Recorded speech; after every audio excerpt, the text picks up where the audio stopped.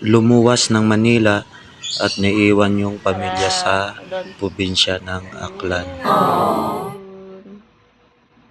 Karun. Kiss kay mama, kiss. Karaho, kiss, karaho, karaho. Karaho, kiss. Love you. Love you. Iniwan ang pamilya, iniwan ang sariling probinsya, tumawid ng dagat papuntang Manila para makapaghanap ng trabaho. At syempre masakit din na maiwan yung pamilya mo, pero kailangan gawin kasi para din ito sa kanila. Yo, what's up mga idol? Yung time na yan mga idol, pababa na tayo ng barko at nasa Batangas Port na yan. Siyempre after natin bumaba sa barko, sasakay tayo ng bus papunta ng Manila.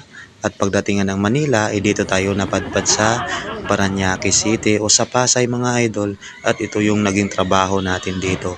Waterproofing nga pala yung trabaho namin dito mga idol. Ayan kung nakakita ninyo. Bali nasa 18th floor kami. 17th floor yung building at nasa rooftop kami. Ibig sabihin 18th floor yan mga idol. Ganyan ka-risgo yung trabaho namin. Ganyan ka-delikado. Kasi pag mahulog ka dyan, kunting kamali mo lang. Nako, babay ka talaga mga idol. Kaya inuuna namin yung sarili namin na safety. Kaya safety first palagi. At kompleto naman kami sa equipment mga idol. At siyempre kahit kompleto tayo ng equipment, doble ingat pa rin kasi nga iisa lang yung buhay natin. Hindi na pwede maibalik. At yung pinaka malungkot doon, pag ikaw mawala, paano na yung pamilya mong naiwan sa probinsya. Kaya doble ingat talaga mga idol. Tinitiis namin yung init dito. Di bali masunog kami sa init. Importante, nabubuhay namin yung pamilya namin sa marangal na trabaho. At wala tayong inaapakan na tao mga idol. At after 1 month natin sa Pasay mga idol, nalipat naman tayo dito sa isang site sa Santo Tomas, Batangas. At kung sa Pasay kami mga idol, elevator yung ginagamit namin paakyat dito. Nasa exit ladder kami dumadaan mga idol, kaya napaka-challenges. Pero nasa una lang talaga, mahirap mga idol at nasanay na rin kami. At yung trabaho namin dito, same din mga idol, waterproofing din mga idol. Pero dito may wool tayong pinupinturahan muna bago yung floor. Ay dito mga idol, pintura tayo sa wall, tapos magsisilan tayo kabilaan o masikilid ng dik natin, tapos maglalatag din tayo sa gitna niyan mga idol, tulad nito mga idol. Kaya medyo nasanay na tayo dun sa Pasay. Siyempre pagdating dito, basic na lang mga idol. At sa totoo lang mga idol, first time ko magtrabaho ng ganitong klaseng trabaho mga idol. First time natin pumasok dito sa waterproofing. Kaya nga nadagdagan na naman yung experience natin. Siyempre sanay talaga tayo sa mga mabibigat na trabaho. Kahit sa initan pa yan, sa ulanan, sanay tayo dyan sa probinsya mga idol.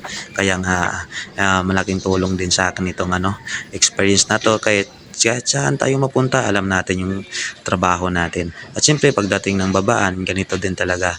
Nakita nyo, napakataas din talaga yan mga idol. At ma-exercise ka talaga dito mga idol. Kaya lahat ng hirap na yan mga idol, kinakaya natin para lang sa naiwan nating mahal sa buhay doon sa probinsya, tulad ng asawa at anak natin mga idol. Aminin ko, malungkot din. Siyempre namimiss natin, no, homesick tayo. Pero kinakaya natin para sa kanila.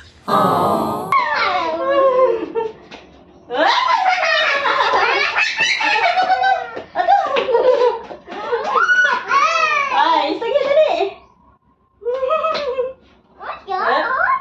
Sige.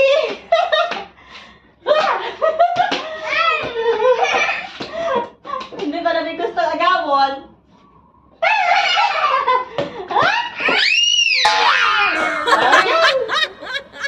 Ay, man ay. Ay, galing na! Apir na! Ayos! So nice. Ayos! Ayos! Ayos!